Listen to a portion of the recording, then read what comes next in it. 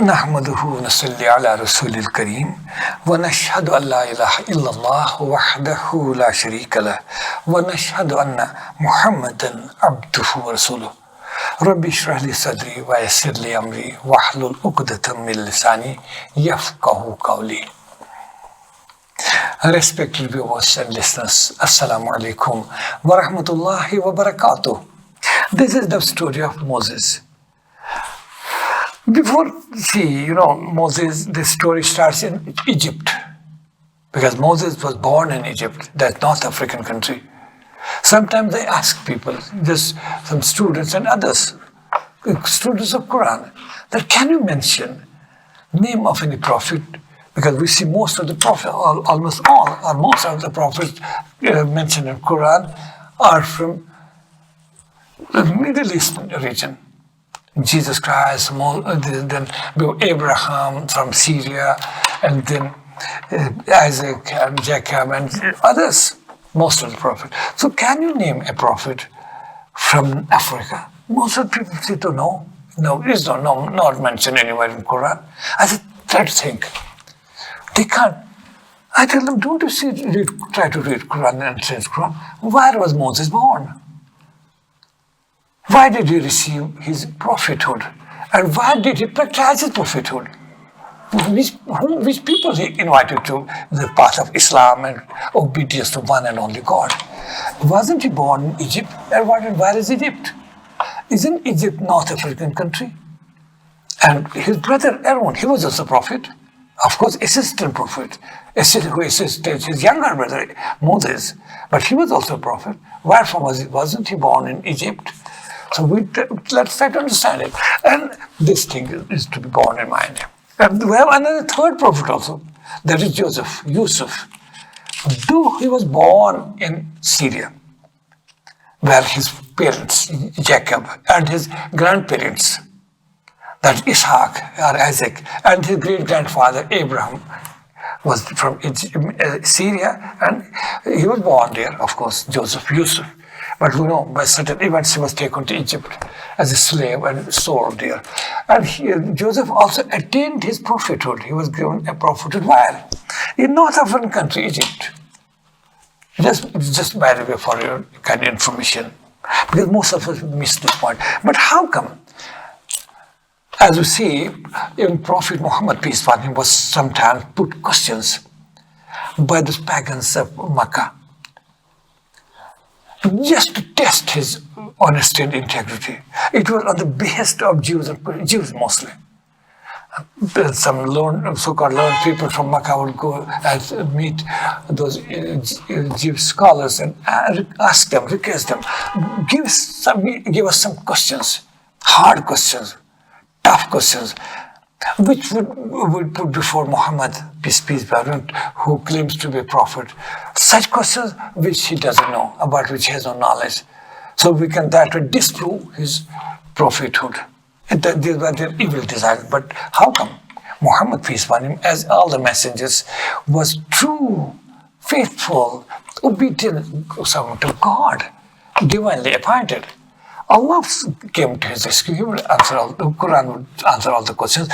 Among those, many questions were put from time to time. One of the questions was this also: that how come we know children of Israel, that's Jacob and his family, or before him, his father Ishaq, we call him, and then Abraham, his grandfather, they were basically children of Israel. Their native land is Asia, or that's Syrian territory, Hebron, where they lived. But the question was to Prophet Muhammad, peace be upon him, by those pagans, just to render him, God forbid, speechless, so that he's not in a position to answer. How come they reached Egypt? And Moses also belonged to children of Israel. His prophet was announced in Egypt. How come people who were native of Syria or Asia, now they are thriving or living in Egypt? How come? How did it happen? So Quran gave an answer. Yes. So that I want to make you understand. In order to understand the true story, a real story of Moses, which is mentioned here and elsewhere. As I told you earlier, Moses has a distinction that he is the prophet who is mentioned by name around 136 times by name in Quran. No other prophet is mentioned as many times in Quran. There's a reason behind that, okay? But I'll just try to update you. We have to connect the story. The story starts from Abraham. Abraham was born in what is present-day Iraq country. We say that's Asian country, Iraq, Arab country, Asian country in Iraq, which was not then called. It was Mesopotamia. It was called that time. In a city of Ur, he was born, and he grew up. I'll try to cut it short just to update your knowledge and connect it with these verses. Then what happened? He was granted prophethood, messengership. He started receiving revelations. He was asked to call people to the worship of one God, because people had started associating partners with Allah, and they used to worship idols, stone sculptures, or images, etc. The Prophet Abraham started his mission. Even his father, Azar, he was a great polytheist. How could he tolerate Abraham, his son? Similarly, the king or the emperor of the country around, he was Nimrod. He was the greatest, one of the all-time greats as far as polytheism is concerned. So Abraham and his selected band of his followers, they were persecuted. They were subject to worse kind of torture, as most of the prophets were subjected to. And after spending a good amount of time in that country, what's now Iraq, that time Mesopotamia, under divine command, he was asked to migrate.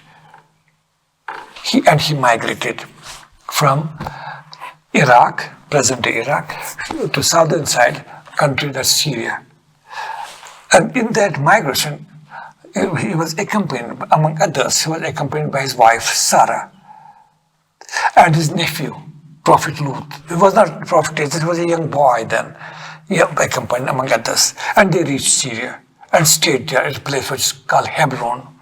They stayed there for some time. Then, according to divine command, he continued his migration, traveling through Arabian deserts. He finally crossed into another continent, that's Africa. He reached Egypt, spent some time there also. There he got married to another woman whose name was Hagar or Hajra.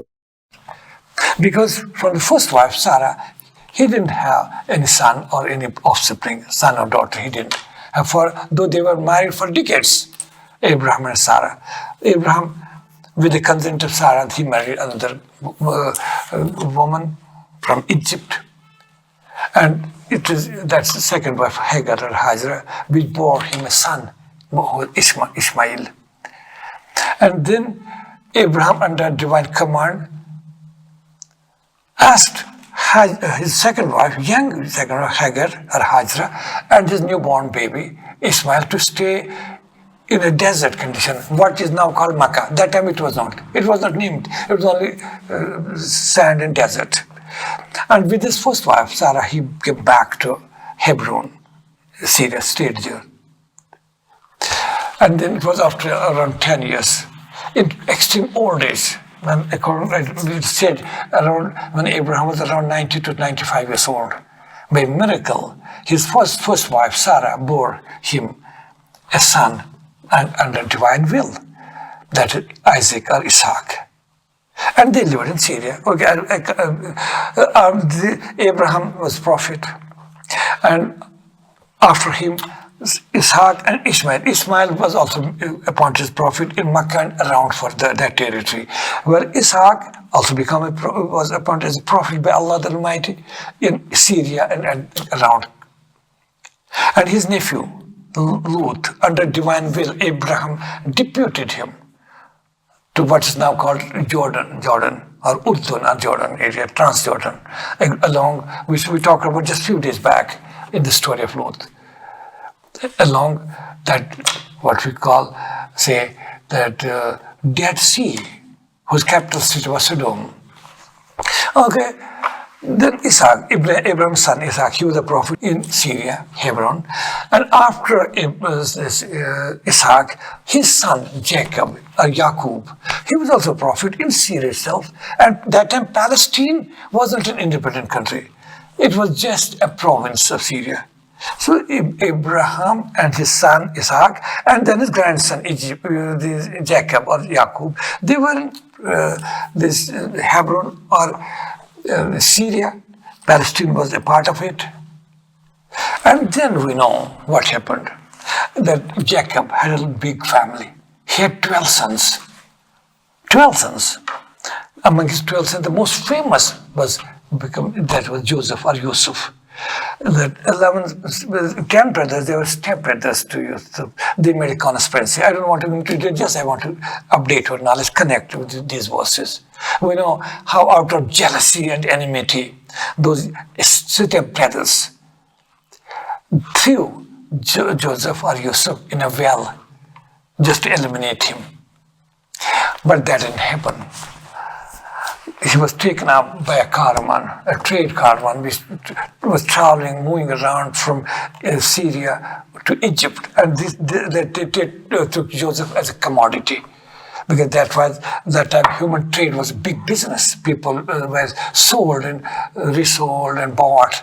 That was slavery was prevalent throughout the world, and that too in Middle Eastern countries also. So that way, that trade caravan who located young 8-9 years old boy in a well, they took it as a commodity and took him a slave and reached Egypt, and then they sold their slaves, including Joseph. He was also sold, and he was bought by that happened to be one of the ministers in the cabinet of Egyptian king. He was bought by a minister, influential minister, because he was childless, and he brought him up. But many things happened. His wife was not so good, whose name is Zulekha. Though Quran doesn't name her, but it is named in historical records. Her name was Zulekha. But she tried to tempt Joseph with some immoral intentions. But Yusuf saved himself. Then he was imprisoned. I'm trying to cut it short, just to connect with these verses. He was thrown in prison for 8-10 years. But finally he was released with respect and honor when his innocence was established. He was so intelligent, Yusuf. The king of Egypt chose him as the most influential minister in his cabinet. He was so impressed by the intelligence and planning of Joseph that way Yusuf became, in a way, he became king, because king put all the responsibilities of the governance on the shoulders of Joseph. Imagine, he started from a slave boy, put behind the bars for no fault of his, and that too for 8-10 long years, as an accused. But finally he became almost king of Egypt. And we know that when famine overtook Egypt and neighboring countries, it was but Yusuf, as a minister, revenue minister and food minister simultaneously, he had made a lot of planning to save his people from imminent disaster of famine. And he introduced a rationing system in Egypt. We shall read everything in detail once we start Surah Yusuf, chapter Joseph in Quran, inshallah. There was famine not in Egypt, but in neighboring countries. Yusuf had created buffer stocks of food grains, which were more than enough. It was enough for his own people, and they had accumulated or stored much buffer stocks. Then, out of his kindness, there was an announcement that even neighboring countries suffering from hardships and famine and drought situation, they can also come and get ration. And imagine, this news reached Palestine or Syria. His brothers, they didn't know it is our brother Joseph. The news came to that part that there's some just king has taken over in Egypt, and he helps everyone. So they asked their father, who was an old age prophet Jacob, that will you allow us that we will also travel to Egypt to get ration for our dying people? Because by that time, these brothers, many of them were married, their children and grandchildren. It was a big family spread over a long area. Jacob, in old age, asked them, told them, okay, go. And they went all the way through desert, reached Egypt, and there they got ration But they didn't know it was their brother. But Joseph recognized him. I'm not telling here how and when. That was not a miracle. That was a natural process. He recognized, but didn't disclose the identity to them. After they traveled 3 times, they traveled to those brothers to get ration from Egypt. On third time, Yusuf disclosed his identity before his brothers. That to whom you're talking, I am your brother Yusuf. And they were shocked. They said, "Oh, Joseph, are you our brother?" He said, "Yes." And then he told them the whole story. And his brothers felt ashamed.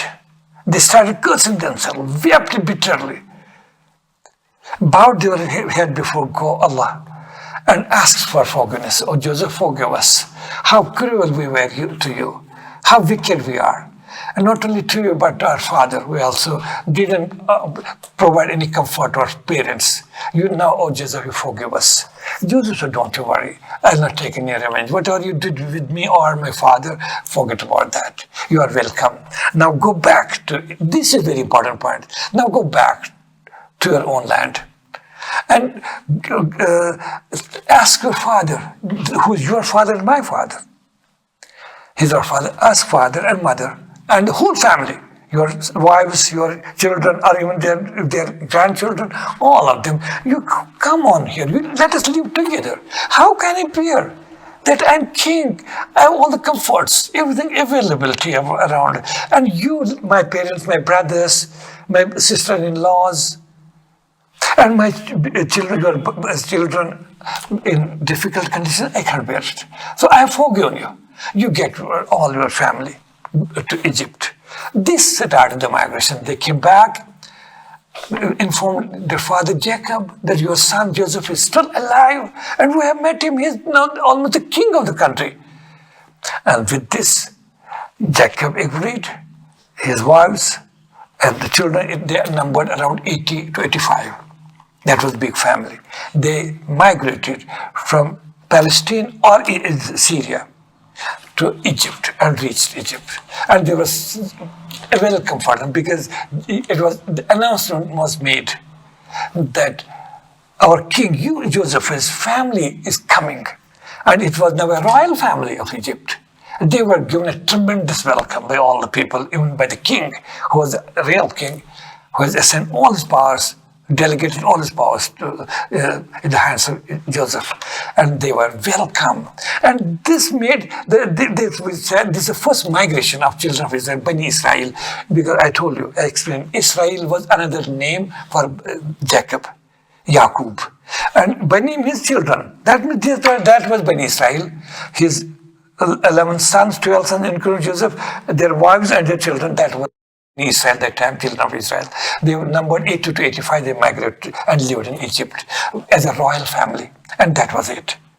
They established themselves. By then, Joseph was given not only kingship, but Allah appointed him as a prophet also. And he was propagating the faith of Quran, faith of Islam, faith of his great-grandfather Abraham and his grandfather Isaac, and the religion of his father Jacob. That is the religion of Islam, and it's gained roots in Egypt, and their number started increasing. And after some time, Yusuf, he also died. He passed away, and the royal family was there in Egypt. That is how children of Israel reached from Asia or from Syria to North African country Egypt. But after time, maybe 50 years, 100 years, they started degenerating. There was moral degeneration among children of Israel. That children of Jacob, now second, third, fourth generation, and they increased in numbers. Many Egyptians also accepted their faith. They also became part of this community, Bani Israel, children of Israel. They grew in numbers, but there was moral degeneration. They were influenced by the polytheistic beliefs of Egyptians. That made things worse, and they were morally degraded.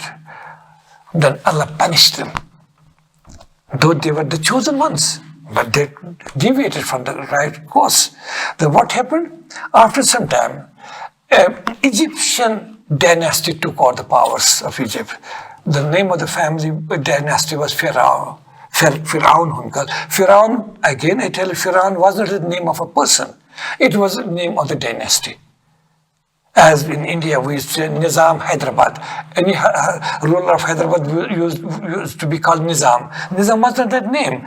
After one Nizam, and the Nizam could power. Similarly, the Turkish Empire, great Turkish Empire, its kings were called Sultan. It was not the name of a person. We had last Sultan as Sultan Abdul Hamid. Second, we had Sultan Abdul Hamid first. It started from Uturul and then his son Osman, and then it continued. Many sultans came, and they were named sultan. As we see, the kings or the rulers of Rome, Italy, they were called Caesar. Like that. In India, we have Gandhi Nehru family. This is not a name of an individual, but a dynasty. So was Pharaoh. After one Pharaoh, and the people come to power. But they were very ruthless. They started taking revenge from children of Israel, as telling them, all the people, that these children of Israel are not our natives. They don't belong to this country. They had come from another country and ruled us. Now we'll take a revenge from them. And they were subjected to what kind of persecution, torture, oppression. And they were rendered even second or third class citizens. Their condition, children of Israel, they were Muslims. Not that they were Muslims, but their condition became worse than animals. They were subjected to forced labor and tremendous amount of persecution and oppression. It continued for few centuries. It continued. In Egypt, they were living. Their numbers had increased into 100,000s or more, but very weak and tortured people. They were debased, they were subject to worst kind of persecution. Now, but they were living in Egypt. They were natives of Syria or Palestine, where from they had come. Their ancestors had come around 400, 500 years back. That is the story. And ultimately they felt ashamed and sorry for their misdeeds. The children of Israel, the Muslims at the time, started repenting, sought forgiveness from Allah. They broke down, and Allah accepted their repentance. Among the children of Israel was born a baby who was going to be Musa, the Moses, who was going to be their prophet from Allah, appointed as prophet, and also as a leader, who delivered them, who fought against Pharaoh, against the tyrannical rule of Pharaoh and his establishment. He invited Pharaoh to worship of one God, accept Islam and submit before one God. But Pharaoh point blank rejected, and this struggle continued. And Moses, he had elder brother Aaron. He was elder to him by 4 years, but Aaron was his assistant prophet. He assisted his younger brother Moses. And they continued propagation of faith and inviting Egyptians, the children of Israel, to true faith and to shun and leave behind their all vices and wickedness and disobedience. And that is it, how this. And when Moses continued this struggle and propagation of his faith in Egypt, but the children of Israel were, despite all this, they were subject to even more oppression and persecution. Moses, under Allah's command,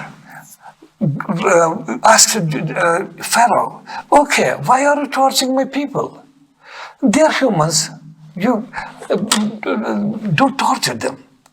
But he rejected. Then Moses presented a plan. He said, okay, you are dubbing us that we are not natives, we have come from foreign country. Then allow me and my people to go back to our country, native country. Pharaoh didn't allow that too. He didn't allow. He said, why? You have to serve us. I can't allow you to move. You have been created to serve us. You are our slaves, and you have to be obedient and faithful to us.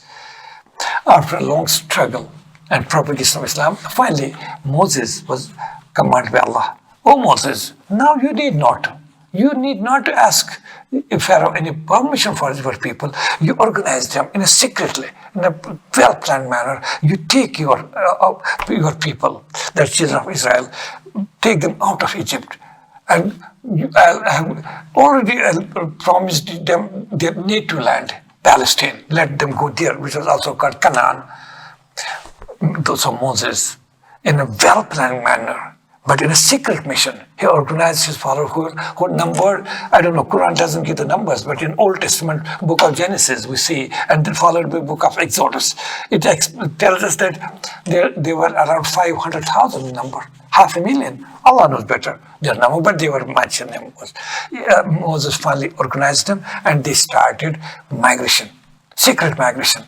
But once, a day or two later, when it came to the notice of Pharaoh, the king, that children of Israel have left my country without my permission, he organized a great army. And at the head of the army was himself.